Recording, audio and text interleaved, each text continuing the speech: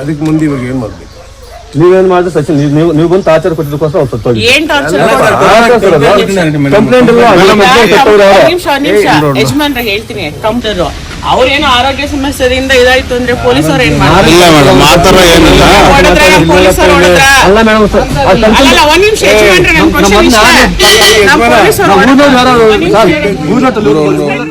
ಹೌದು ವೀಕ್ಷಕರೇ, ನಡೆಯಬೇಕಿದ್ದ ಬಾಲ್ಯ ವಿವಾಹವನ್ನು ಪೊಲೀಸ್ ಅಧಿಕಾರಿಗಳು ಸಮಯ ಪ್ರಜ್ಞೆ ಮರೆತು ತಡೆದ ಬೆನ್ನಲ್ಲೇ ವರನ ತಂದೆ ತೀವ್ರ ಹೃದಯಾಘಾತದಿಂದ ಸಾವನ್ನಪ್ಪಿರುವ ದುರದೃಷ್ಟಕರ ಘಟನೆ ಚಿಂತಾಮಣಿ ತಾಲೂಕಿನ ಮುಂಗನಹಳ್ಳಿ ಹೋಬಳಿ ಬಟ್ಲಹಳ್ಳಿ ಗ್ರಾಮ ಪಂಚಾಯಿತಿ ವ್ಯಾಪ್ತಿಯ ಬೈರೇಬಂಡ ಗ್ರಾಮದಲ್ಲಿ ಗುರುವಾರ ರಾತ್ರಿ ನಡೆದಿದೆ. ಮೃತಪಟ್ಟ ವ್ಯಕ್ತಿಯನ್ನು ಬೈರೇಬಂಡ ಗ್ರಾಮದ ನಿವಾಸಿ ವೆಂಕಟರಮಣ ಎಂದು ಗುರುತಿಸಲಾಗಿದೆ. ಅವರ ಮನೆಯಲ್ಲಿ ಮದುವೆ ಸಂಭ್ರಮ ಮನೆ ಮಾಡಿತ್ತು. ಆದರೆ ಮದುವೆಯಾಗುವ ವರನಿಗೆ ಮದುವೆಯ ವಯಸ್ಸು ಆಗಿಲ್ಲ, ಅಪ್ರಾಪ್ತ ವಯಸ್ಸು ಎಂದು ಯಾರೋ ಗ್ರಾಮಸ್ಥರು ಪೊಲೀಸರಿಗೆ ಮಾಹಿತಿ ನೀಡಿದ್ದಾರೆ. ಮಾಹಿತಿಯಂತೆ ರಾತ್ರಿಯೇ 112 ಪೊಲೀಸರು ಮತ್ತು ಬಟ್ಲಹಳ್ಳಿ ಠಾಣೆಯ ಪೊಲೀಸರು ಗ್ರಾಮದಲ್ಲಿ ಆರತಕ್ಷತೆ ನಡೆಯುತ್ತಿದ್ದ ಸ್ಥಳಕ್ಕೆ ಧಾವಿಸಿ ಹುಡುಗನ ವಯಸ್ಸಿನ ಮಾಹಿತಿ ಕೋರಿದ್ದಾರೆ. ಆಧಾರ್ ಕಾರ್ಡ್ ಮಾತ್ರ ನೀಡಿದ್ದು ಇತರೆ ದಾಖಲೆಗಳನ್ನು ನೀಡುವಲ್ಲಿ ವಿಫಲರಾಗಿದ್ದಾರೆ. ಆದ ಕಾರಣ ವಿವಾಹ ಕಾರ್ಯವನ್ನು ಪೊಲೀಸರು ತಾತ್ಕಾಲಿಕವಾಗಿ ಸ್ಥಗಿತಗೊಳಿಸಿ ದಾಖಲೆಗಳನ್ನು ಠಾಣೆಗೆ ತರುವಂತೆ ಸೂಚಿಸಿ ಹೋಗಿದ್ದರು ಎನ್ನಲಾಗಿದೆ. ತನ್ನ ಮಗನ ಮದುವೆ ಅರ್ಧಕ್ಕೆ ನಿಂತು ಹೋದ ಅವಮಾನ ಹಾಗೂ ಕಾನೂನು ಕ್ರಮದ ಭಯದಿಂದ ತೀವ್ರ ಆತಂಕಕ್ಕೊಳಗಾದ ವರನ ತಂದೆ ವೆಂಕಟರಮಣಪ್ಪ ಸ್ಥಳದಲ್ಲೇ ಕುಸಿದು ಬಿದ್ದಿದ್ದಾರೆ. ತಕ್ಷಣವೇ ಅವರನ್ನು ಹತ್ತಿರದ ಆಸ್ಪತ್ರೆಗೆ ಕರೆದೊಯ್ಯಲಾಯಿತಾದರೂ ಅಷ್ಟರಲ್ಲೇ ಅವರು ಮೃತಪಟ್ಟಿದ್ದಾರೆ ಎಂದು ವೈದ್ಯರು ತಿಳಿಸಿದ್ದಾರೆ.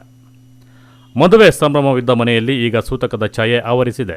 ಬಾಲ್ಯ ವಿವಾಹ ಕಾನೂನು ಬಾಹಿರ ಎಂಬ ಅರಿವಿದ್ದರೂ ಸಹ ಈ ಕೃತ್ಯಕ್ಕೆ ಕೈ ಹಾಕಿದ್ದು ತಪ್ಪು. ಆದರೆ ಈ ಸಾವು ಕುಟುಂಬಕ್ಕೆ ಭರಿಸಲಾಗದ ನಷ್ಟ ಉಂಟು ಮಾಡಿದೆ ಎಂದು ಗ್ರಾಮಸ್ಥರು ಕಂಬನಿ ಮಿಡಿದಿದ್ದಾರೆ. ಇನ್ನು ಬಟ್ಲಹಳ್ಳಿ ಠಾಣೆಗೆ ಜಿಲ್ಲಾ ರಕ್ಷಣಾಧಿಕಾರಿ Kushal Chaukse, additional SP Jagannatha Rai, Kencharlahalli police inspector Narayanaswamy, Chintamani ನಗರ ಠಾಣೆಯ ಪೊಲೀಸ್ ಇನ್ಸ್ಪೆಕ್ಟರ್ ವಿಜಯಕುಮಾರ್ ಸೇರಿದಂತೆ ಹಲವು ಪಿಎಸ್ಐ ಮತ್ತು ಎಎಸ್ಐ ರವರುಗಳು ಠಾಣೆಯ ಮುಂದೆ ಹಾಜರಿದ್ದು ಯಾವುದೇ ತರಹದ ಅಹಿತಕರ ಘಟನೆ ನಡೆಯದಂತೆ ಸೂಕ್ತ ಪೊಲೀಸ್ ಬಂದೋಬಸ್ತ್ ಏರ್ಪಡಿಸಿದ್ದರು. ವರನ ತಂದೆಯ ಸಾವಿಗೆ ಪೊಲೀಸರೇ ಕಾರಣವೆಂದು ದೂರಿದ ಗ್ರಾಮಸ್ಥರು ಶವದೊಂದಿಗೆ ಬಟ್ಲಹಳ್ಳಿ ಠಾಣೆಯ ಮುಂದೆ ಧರಣಿಗೆ ಮುಂದಾಗಿದ್ದಾರೆ. ಆದರೆ ಮುಂಜಾಗ್ರತಾ ಕ್ರಮವಾಗಿ ಪೊಲೀಸರು ಸೂಕ್ತ ಬಂದೋಬಸ್ತ್ ಏರ್ಪಡಿಸಿದ್ದ ಕಾರಣ ಪೊಲೀಸರು ಠಾಣೆಯ ಮುಂದೆ ಧರಣಿಗೆ ಮುಂದಾದವರಿಗೆ ಹಿರಿಯ ಪೊಲೀಸ್ ಅಧಿಕಾರಿಗಳು ಮನವರಿಕೆ ಮಾಡಿ ಶವವನ್ನು ಸ್ವಗ್ರಾಮಕ್ಕೆ ವಾಪಸ್ ಕಳುಹಿಸಿದ ಘಟನೆ ನಡೆದಿದೆ. ಬಂದು ಏನ್ ಹೇಳಿದ್ರು ನಿಮ್ಗೆ? ಅವ್ರು ಬಂದು ನಮಗೆ ಇನ್ಫಾರ್ಮೇಶನ್ ಬಂದೈತೆ, ಪೊಲೀಸ್ನವರಿಂದ ನಾವು ಇದು ಬಂದೈತೆ, ಮದುವೆ ಮಾಡಬಾರ್ದಪ್ಪ ಅಂತ ಹೇಳಿದ್ರು. ನಿಮ್ಗೆ ಎಸ್ ಎಲ್ ಸಿ ಮಾಡಿಸ್ಕೊಂಡು ಆಧಾರ್ ಕಾರ್ಡ್ ಕೊಡಿ, ಇದು ಸ್ವಲ್ಪ ಬಾಲ್ಯ ಮಾಡ್ತಾ ಇದ್ದೀವಿ, ಸ್ವಲ್ಪ ಮೈನಸ್ ಹೇಳಿದ್ರು.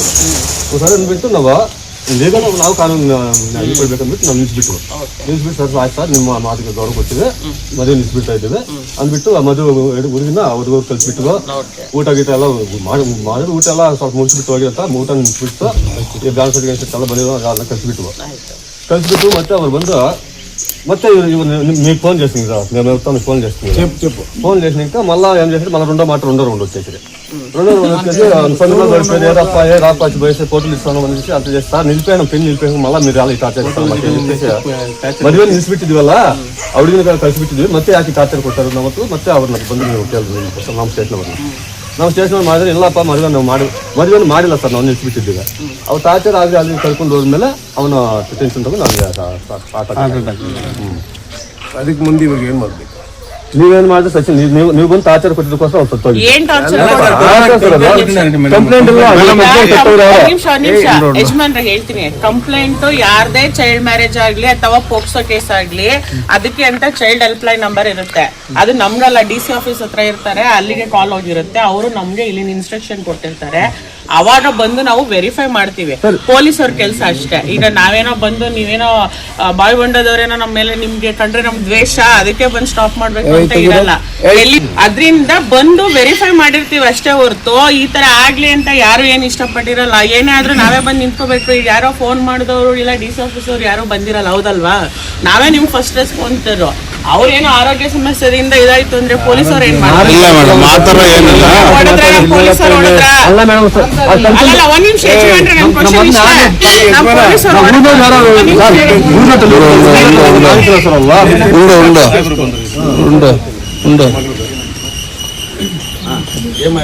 సార్ ఫ్రెండ్ అవుతాను కదా 3 నెలలు కంటే ఎక్కువ ముందు చేస్తే ఇది పిల్లలకి ఇది చేస్తా ఉంటున్నా. ఆధార్ కార్డు ఏమో కరెక్ట్గా ఉండే, ఆధార్ కార్డు అయినా కూడా మళ్ళీ 3 నెలలు డిఫరెన్స్ ఉండే. 3 నెలలు డిఫరెన్స్ ఉండడానికి సార్ పోలీసులు 112 వాళ్ళు వచ్చేసి మాకు ఇన్ఫర్మేషన్ వచ్చింది తప్ప మాకు స్టేషన్కి వచ్చి మేము వచ్చిన మీరు ఎంక్వైరీ చేస్తున్నాము, పిన్ చేయకూడదు అని చెప్పి. సరే సార్ 7 కోసం ముందు మీరు మాస్ కార్డు కానీ ఆధార్ కార్డు కానీ అని చెప్పారు. ఆధార్ కార్డు చూసి ఆధార్ కార్డులో 23 ఏళ్ళు ఆధార్ కార్డు ఉన్నాము. మళ్ళీ ఎస్హెచ్ మాస్ కార్డు కాదు, ఎస్హెచ్ లేదు సార్, ఎస్హెచ్ లేదు, ఎడ్యుకేషన్ లేదు, ఎస్హెచ్ మాస్ కార్డు మేము టీసీ లేదు ఇచ్చేది లేదు, మా కార్డు వచ్చింది మేము పిన్ చేయకూడదు అని చెప్పేసి. సరే సార్ అకస్మాత్ మీకు అట్లా ఏమైనా ప్రాబ్లం ఉంటే పిన్ చేయము, మీ కార్డు ఇది ఇస్తామని చెప్పి నేను పెట్టేసి పిన్ నిలబెట్టేసేసి మా బిల్లులతో వాళ్ళతో పంపించేసి అంతా కంప్లీట్ క్లియర్ చేసేసి వాళ్ళు అవుట్ సైడ్ పక్క రోడ్ వేసి ఆ సైడ్ ఈ సైడ్ కంట్రోల్ రోడ్ వేసి ఈ పిల్లలకి వారి ఫుల్ దిగులు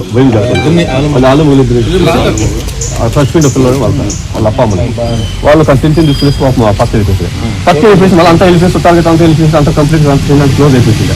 క్లోజ్ అయిపోయినాక మళ్ళీ మీరు ఈ స్టేషన్ నుంచి మళ్ళీ ఇన్ఫర్మేషన్ ఇచ్చినారు. ఫస్ట్ ఏమైనా 610 మళ్ళీ వచ్చినారని చెప్పేసి మళ్ళీ హోంగార్డు కూడా కానిస్టేబుల్ ఎదురు వచ్చి వాళ్ళు మళ్ళీ ఎంక్వైరీ చేసుకుని ఇది మళ్ళీ ఫుల్ టార్చర్ చేసి వాళ్ళు దిగిపోయేసి. Aslam Pasha, MMTV news, Chintamani.